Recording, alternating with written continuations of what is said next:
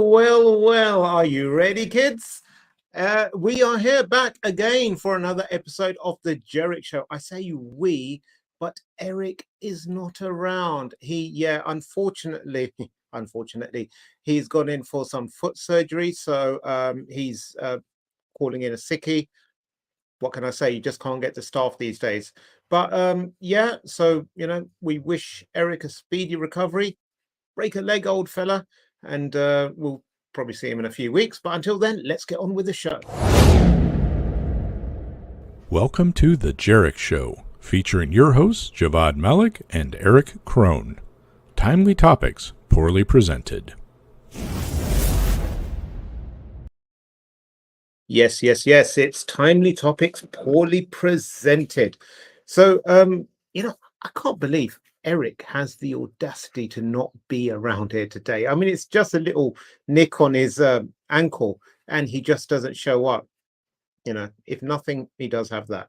So, it's really easy, I think, for people like Erich to start complaining about a lot of things, and it's quite common from people working in cybersecurity. You can turn into a chronic complainer because you're dealing with negative things quite a lot of the time. So I truly believe life is only as unfair as you allow it to be. So there is that. I'm more of a glass half full kind of person. In fact, it's completely full because it's half full of water and the other half is full of air. Speaking of air, I did invite a few airheads who I said, like, hey, I need to talk to you about something important, and sent them an invite to this show. And one of them actually clicked on the link. So please welcome good friend of mine and of the show, Mr. Tom Langford. How you doing, sir? Hello. When you said airheads, I thought you said hairhead. I thought this was going to be like, get hair quick kind of scheme. I can donate you some. Is it going to be the right color? I mean, come on. Okay, we won't even go there. So thank you for stepping in. Congratulations on your new job. You are actually a CISO again. I am.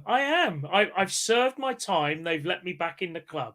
Wow. So for the last 2 years or year and a half, you were a recovering CISO, and Yes. Now you've decided recovery is for losers, fall off the wagon and become a CISO again. I've recovered. And it was virtually 3 years to, just over 3 years. So 2 years as running my own company, and then a year as one of those lazy, good for nothing security advocates. Lazy good. Oh dear, Tom Langford has suddenly left the chat. Let that be a warning to you, Oh, hit a nerve. You horrible person. Anyway, the reason I invited you is because as a CISO, I think we can get some of your insight. And here's a friendly face. Lee Munson comments, get here quick, I'm in. Yes. No, I was actually looking at that. Turkey, £1,500 all in flight accommodation, hair grafts. They take it from your back, put it on your head. Good as new. Right. And so, as my daughter said, all the hair fell off your head and landed on your chest, Yeah. I'm sure it did.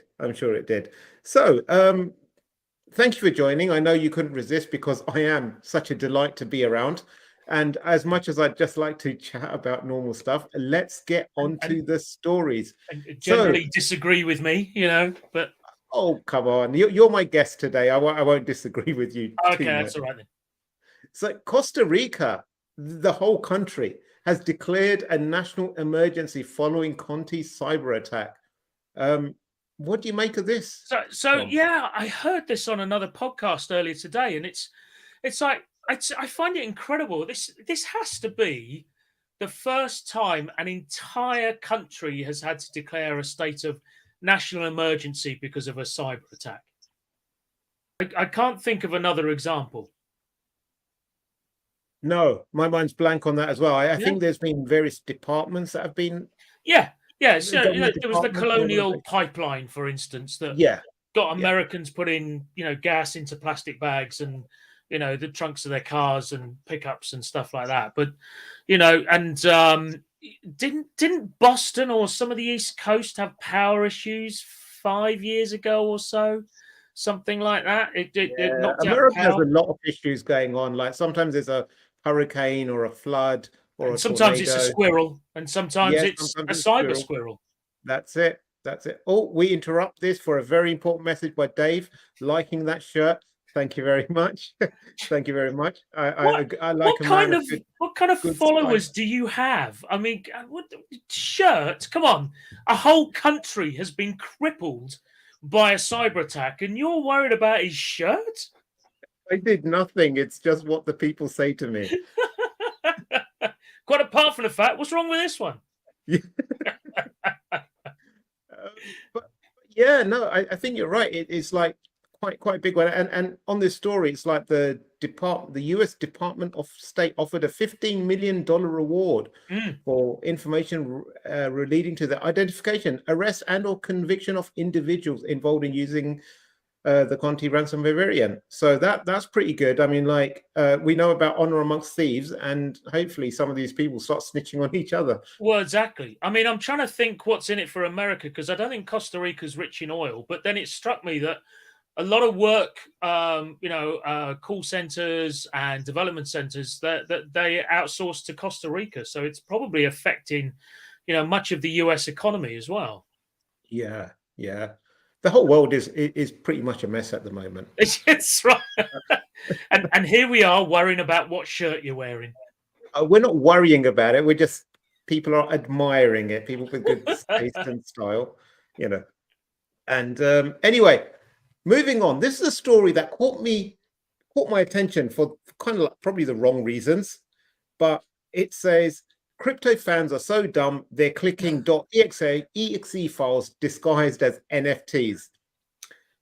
No, I don't believe this because the sort of people who would have NFTs are probably, the slightly hippie creative types, and they would have Macs. Ah, And an EXE doesn't work on a Mac.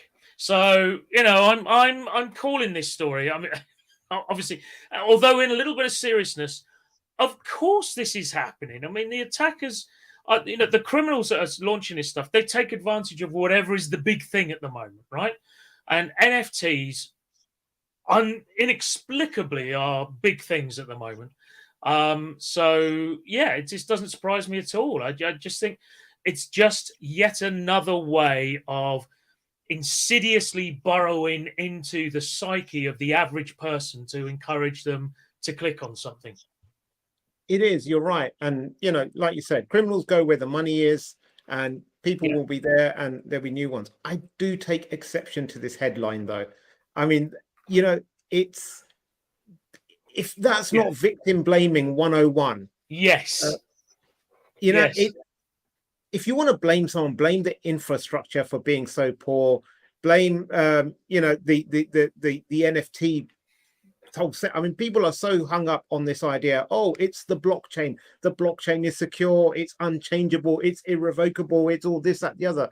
Well, But if you're still logging in using an ID and password, and you have all your wallet on your machine, you don't have a cold wallet that's off and encrypted separately or what have you, then of course these attacks are going to work. And calling people dumb for clicking on something that is designed to be clicked on, because in this attack people are saying, hey, we represent these art collections or what have you, and click on it. Have you got this monkey?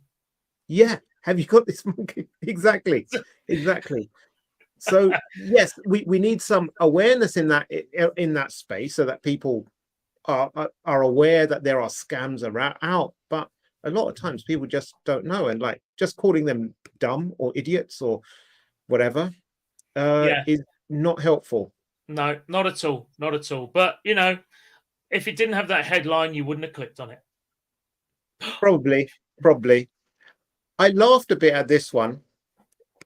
£9.5 million new innovation hub to support Wales become a global leader in cybersecurity, so they can protect against fire sheep, maybe. Fire sheep. Oh, do you know what? I think the Welsh would find that very offensive, but probably quite funny as well. But I think Wales is always, and certainly over the last sort of decade or two, Wales has really been pushing itself as a business hub of the UK, in that it's got all the benefits of, major infrastructure like London, for instance. You go, Cardiff and everything there, but at lower cost. So this doesn't surprise me at all. In fact, I'm surprised this hasn't happened earlier, to be honest with you. And in fact, wasn't Cyber UK, is that a conference that was on just recently this week? That was in Wales as well, wasn't it? So I think Yes, that's right. it's That's right. definitely that the sort of southwest area, etc. It's definitely being pushed as the the alternative to it, because well, where else would you want to go? Yeah, yeah. No, and I think a few years ago there were some incentives put in place. I know there were a couple of data centers specifically created there because of some tax relief they were getting. Yeah. So it was it has something that has been pushed for a while. So I mean, it'll be interesting. It'll be good to see some more investment, especially outside of London.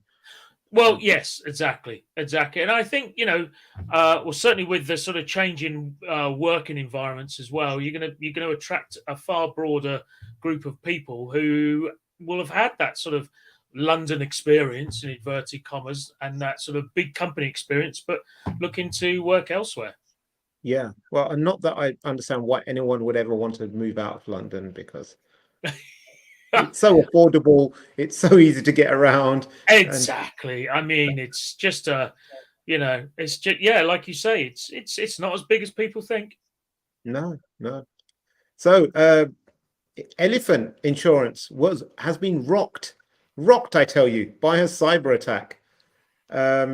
They announced that in between March and April this year, it had first identified some unusual activity. Then they worked with a third-party specialist, and they found that current and previous customer details could have been stolen. It includes the customer names, driver license number, date of birth, and also could have included like quote information and stuff. So not much, I suppose, So I think the question that's on everybody's lips is it an African attack or an Indian attack on elephants? This is why I invited you, Tom. This is why I invited you. Only the best gags from you. That's Absolutely. excellent. Absolutely. Do you know what? Reading that script you sent me, it's really helped. Canadian businesses feeling the strain of mounting cyber attacks. I think Surely there was that a should be Mountie joke mounted. here that they could have got in. That should be Mountie cyber attacks. Come on. Exactly. Come on. It's just waiting to be told. Hey, you can take our cybers, but you can't take our maple syrup, eh? Oh dear, this is terrible. I think we are collectively offending absolutely everyone today. Absolutely. Absolutely. But this is a headline where you could just swap out the first word for any country anywhere. Yep. Obviously, and I don't know what, I've not seen this website THQ, but obviously they have some kind of incentive to be looking at some of these, or somebody somewhere is somebody somewhere pushing a product in Canada. I don't know, but it's somebody's done some kind of study, but nonetheless, this is, I don't want to say generic story, because that doesn't do justice to what the journalist has probably investigated, but it could be any country anywhere. It could be. It could be. In fact, you could just replace Canadian businesses with everybody. Yeah, that's right. And it would still be an accurate story. We are all feeling the strain of mounting cyber attacks. That's it. Cybersecurity professionals are feeling the strain. Yes. Underpaid CISOs are feeling. Yeah, that would explain a lot. That's explain why I'm feeling how I am, Yep. So the next story, not quite a cyber story, but I just love this story, and I spoke to you about this earlier today. Is there was a Turkish flight, so it's flight going from Turkey, flight going from Israel to Turkey, and it was aborted as passengers on iPhones, obviously, were airdropped pictures of plane crashes. So imagine you sitting there, you put your seatbelt on, you're not really listening to the whole safety instructions, and you're just on your phone before you have to put it onto airplane mode, and suddenly you receive, some device is sending you, airdropping you a picture. You click accept, and it's pictures of plane crashes. You're going to pay attention to that safety briefing now, aren't you? Yeah. Panic ensued. The pilot taxied back to the terminal. There was a 5-hour delay. Yeah, while they routed through everybody's iPhones. I think this is appalling, and I think it was a couple of teenagers, right? They said that several young, I think being the key word, were identified as suspects and being questioned. The plane departed 5 hours late after being cleared to leave. This is like the old thing of, you're running late for your flight, so you decide to purposefully delay it by phoning a bomb threat into the airport. And it's kind of, you get everything you deserve. You win stupid games. You play stupid games, you're going to win stupid prizes, like being detained and questioned and possibly being put on a no-fly list and all that sort of stuff. Yeah. I mean, what did they think was going to happen? It's like, of course the plane is going to get turned around. Yeah. Of course you're going to get deboarded because it's a threat. I know it's just a picture, but crikey, they take plane crashes out of the films they show on planes anyway. It took me years to work out that in that film World War Z that the plane crashed when they were flying over Wales, funnily enough. It's like, what? Why? How are they on the ground all of a sudden? It turns out it was a plane crash. They just took it out. But yeah, so they take this stuff really seriously. It's like going through security and saying, "Oh, don't open that. You might find my bomb." Of course they're going to take it seriously, because what is the alternative? We don't take it seriously, and we don't take the other threat seriously, and this other thing seriously. And before you know it, I mean, I'm not even going with the TSA, but that's a different story entirely. They couldn't find their dicks with the lights on, but the regular place airport security is going to take these threats seriously, because the consequences of not doing so are far too high, and that's exactly what's happened here. So, I hope they got the rubber gloves on for them. You bring a really interesting point up here, and that's one about false positives and false negatives. And I think there are certain cases where you absolutely don't want a false positive, or no, a false negative. It's like your smoke alarm in the kitchen. Yeah, going off all the time. I don't mind it going off when I burn some toast. What I don't want is it for not to go off when there's carbon monoxide filling up the house. Exactly. Yeah, and I think that's the same thing here with plane security. You really take everything seriously. Yeah. Yeah, like every first line in every statement from every company that's ever been breached, we take security seriously. And I'm glad they did. I'm glad they took it seriously. Yeah. Speaking of planes, and this is not a cyber security related story at all, but this is that one we spoke about as well. It's an untrained passenger lands a Florida, has to be Florida, after pilot falls ill. So I think it's outrageous that co-pilots are now untrained. I know. It's like I was thinking of the movie Airplane. It was not Airplane. Was it? It was one of the ones where they had autopilot, where's that big inflatable? Yeah, that's Airplane. Yeah. With Leslie Nielsen. The big that is Roger.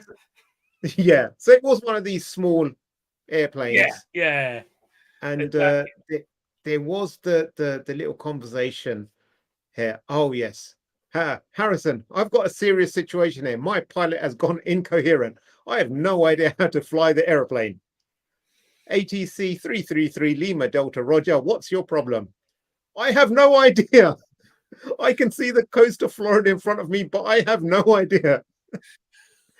Maintain wings level and just try to follow the coast, either northbound or southbound. We're trying to locate you.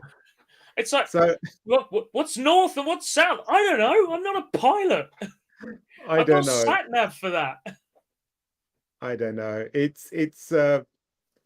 I applaud the passenger for his, and also air traffic control for maintaining their composure and being able to talk someone how to fly or land a Yeah. plane I, successfully. I mean, there have been numerous examples. I mean, given how many planes there are in the air at any given time, there have been numerous examples of people being able to land planes, after being talked through it, which is great, and it's, the first thing you think of is the fact, well, why are all these pilots going on about how much training they have if anybody can just be talked through it? That aside, right, actually, I think it's quite phenomenal that there are procedures in place in order to talk someone how to land a plane. Obviously, the bigger the plane, the less likely it is that there's going to be someone untrained. I'm still waiting for somebody, to burst through into the cabin of a plane I'm on and say, "Can anybody fly this plane?" And I'm just looking for the nerd who's going to say, "Microsoft Flight Simulator," you know. So, but I think it's phenomenal, and just goes to show you there are some security parallels to it. Run books are useful, and I guarantee you there's a run book for talking somebody down, Yeah. from a plane that they don't know how to fly. Yeah, definitely. Also, like like you said, like pilots are probably like a bit overrated. If anyone can be talked through how to land a plane, it can't be that difficult. And maybe CISOs are just the same. I mean, Hey, I can do it. okay, so clearly we don't need Tom then, because anyone can do it. So with that, I think I'd like to thank Tom. Well, he's probably not listening anymore. He's probably gone and sulking in a corner or doing whatever CISOs do. But thank you for joining us. I actually enjoyed this more than Eric. So leave a comment or message us later and say if you want Eric permanently replaced by Tom or someone of your choosing, or just me. I wouldn't blame you. Until then, stay secure, my friends.